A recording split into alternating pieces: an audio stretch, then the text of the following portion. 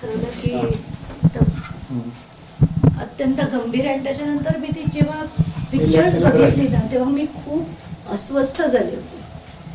पण त्याच्यावर कुठेतरी ना आता हे सगळं राजकारण होतंय असं वाटतंय मला. म्हणून मी ठरवलंय की आता जोपर्यंत त्या वाल्मिक कराडची अटक नाही होत ना तोपर्यंत, आणि जोपर्यंत मला न्याय नाही मिळत ना तोपर्यंत मी इथेच राहणार आहे.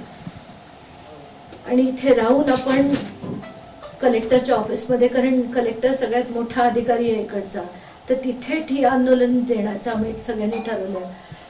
हे मी मागच्या शनिवारी खरं तर येणार होते, पण माझ्या आईची 88 वर्षाची आई आहे आणि त्याची तब्येत अचानक बिघडली म्हणून मला ते थोडं पुढे ढकलावं लागलं. पण हॉरेबल झाले, जे झालंय अतिशय हॉरेबल झाले, अतिशय हॉरेबल. आणि मी तर ठरवलंय की जोपर्यंत ही दहशत या लोकांची संपत नाही ना तोपर्यंत आपण लढायचं. ही सगळी, म्हणून तुम्ही बघत असाल आपण सगळी लोकांची पिस्तुलं काय आणि काय काय जे काय तमाशे चालले, कोणालाही उचलणार, कोणालाही मारणार. कोणाचा देश राहिला? आपण छत्रपतींबद्दल बोलतोय आणि एकीकडे अशी गुंडागर्दी करतोय. लोकांना लाजा कशा नाही वाटत तेच कळत नाही मला.